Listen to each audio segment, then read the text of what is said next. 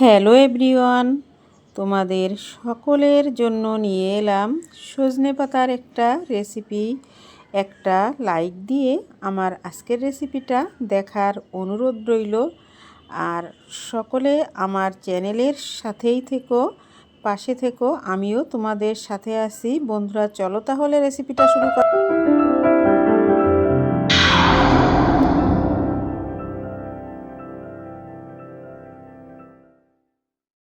আসসালামু আলাইকুম বন্ধুরা, এখানে সজনে পাতাগুলোকে আমি সুন্দর করে বেছে ধুয়ে কড়াইতে সিদ্ধ করার জন্য দিয়ে দিলাম।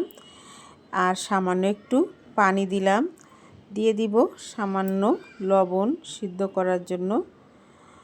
আর তারপরে ঢাকা দিয়ে সিদ্ধ করে নেব। বন্ধুরা দেখো, আমি ঢাকা দিয়ে দিলাম। আর কিছুক্ষণ বাদে ঢাকনাটা তুলে নিলাম। দেখতে পাচ্ছ সজনে পাতাটার কালার অপূর্ব সুন্দর, সবুজ কালার।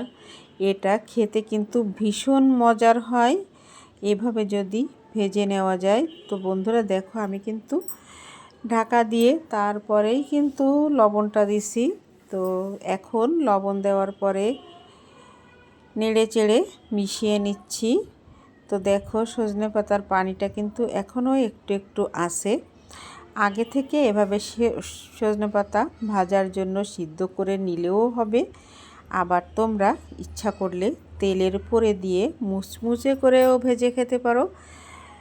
তখন কিন্তু তেলের পরিমাণটা একটু বেশি লাগবে। বন্ধুরা, আমি কিন্তু আবারও সজনে পাতাটা ঢাকা দিয়ে দিলাম। আর কিছুক্ষণ বাদে এসে দেখো, ঢাকনাটা কিন্তু আমি আবারও তুলে নিলাম। আবারও একটু নেড়ে চেড়ে মিশিয়ে দিচ্ছি। আজকে সজনে পাতা ভাজিটা করব সম্পূর্ণ অন্যরকমভাবে। এখানে আমি কোনো রকম কাঁচামরিচ ব্যবহার করব না। তো দেখলাম যে এরকম সজনে পাতা যদি কাঁচামরিচ বাদ দিয়ে এইভাবে ভাজা যায় তাহলে কিন্তু বেশি মজার হয়। বন্ধুরা, কড়াইতে তেল দিয়ে দিছি। আর তেলের উপরে কয়েকটা শুকনো মরিচ ছিঁড়ে দিলাম, কয়েকটা গোটা দিলাম। আর এখানে শুকনো মরিচগুলো কিন্তু সুন্দর মুচমুচে করে সুন্দর একটা কালার আসা পর্যন্ত ভেজে নেব। তারপর আমি কয়েকটা শুকনো মরিচ এখান থেকে তুলে রাখব। এই শুকনো মরিচটা ভেজে শাক ভাজি করলে কিন্তু এর ফ্লেভারটা খুবই সুন্দর হয়, খেতে কিন্তু খুবই ভালো লাগে। আর শাক ভাজির সঙ্গে, ভাতের সঙ্গে যখন এই মরিচটা কামড়ে কামড়ে এত ভালো লাগে। তো বন্ধুরা, এখানে আমি দিয়ে দিচ্ছি থেতো করে রাখা রসুন আর দিয়ে দিলাম পেঁয়াজ কুচি। এখন এই রসুন আর পেঁয়াজটাকে সুন্দর একটা কালার আসা পর্যন্ত ভেজে নিতে হবে। যারা এভাবে খাওনি, তোমরা একবারও এভাবে সজনে পাতা ভাজিটা করে খেয়ে দেখতে পারো। অপূর্ব স্বাদের হয় কিন্তু এই সজনে পাতা ভাজিটা। আর এই সজনে পাতা কিন্তু আমাদের শরীরের জন্য খুবই উপকারী। তো প্রতিদিন খেতে পারলে কিন্তু খুবই ভালো হয়। দেখো বন্ধুরা, আমার কিন্তু পেঁয়াজ রসুন খুব সুন্দর করে ভাজা হয়ে গেল, সুন্দর একটা কালার কিন্তু চলে আসছে। আর এখন আমি এর ভিতরে দিয়ে দিচ্ছি সিদ্ধ করে রাখা সজনের পাতাগুলো। এখানে আমি কোনো রকম হলুদ ব্যবহার করি নাই। তোমরা ইচ্ছা করলে হলুদটা দিয়ে দিতেই পারো, কিন্তু আমি ইচ্ছাকৃতই হলুদটা দিলাম না। আজকে দেখি হলুদ না দিয়ে খেতে কেমন লাগে। তো এই ভাজিটা আমার পরিবারের যে খেয়েছিল, যারাই খেয়েছিল তাদের কাছেই কিন্তু অপূর্ব সুন্দর লাগছে। আরও কিন্তু রিকোয়েস্ট আসছে যে আবার ভাজি করলে যেন আবারও তাদের এই সজনে পাতার ভাজিটা যেন খাওয়াই। তো আমি কিন্তু বেশি করে সজনে পাতা এনে সিদ্ধ করে রেখে দিছি। তো আবারও কয়েকদিন পরে ভাজি করব।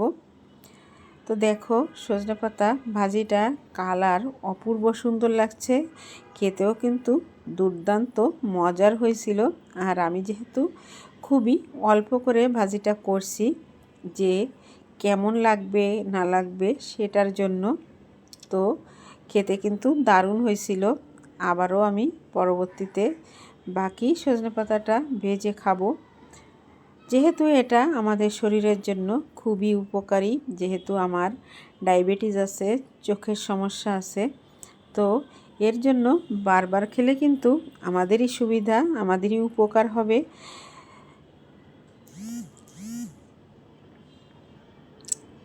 তো বন্ধুরা, আমার আজকের সজনে পাতার ভাজিটা কিন্তু কমপ্লিট। দেখতে পাচ্ছ ভাজা ভাজা সুন্দর একটা কালার চলে আসছে, আর সজনে পাতাটা কমে একদম অল্প একটুখানি হয়ে গেছে। তো এখন আমি এই যে সার্ভিং একটা প্লেট নিলাম, আর এই প্লেটে আমি ভাজিটা তুলে নিচ্ছি। বন্ধুরা, কেমন লাগলো আজকের আমার এই সজনে পাতার ভাজিটা অবশ্যই কমেন্ট করে বলে যেও। তো দেখো আমি সার্ভিং প্লেটে কিন্তু তুলে নিচ্ছি। এখানে আবার একটু লাইট কম পড়ে গেছে, তাই হয়তো কালচে কালচে দেখাচ্ছে।